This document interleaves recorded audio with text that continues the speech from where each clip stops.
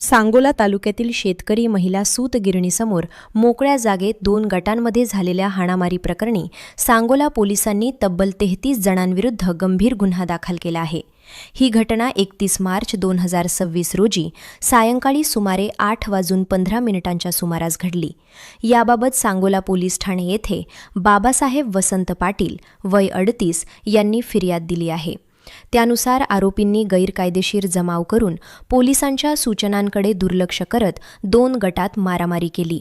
या घटनेत लोखंडी तलवार तसेच लाठ्या काठ्यांचा वापर करण्यात आला असून सार्वजनिक शांततेचा भंग झाल्याचे पोलिसांनी नमूद केले आहे।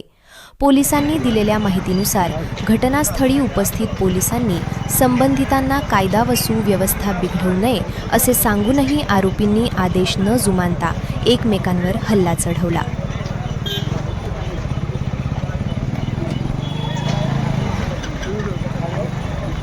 पत्रकार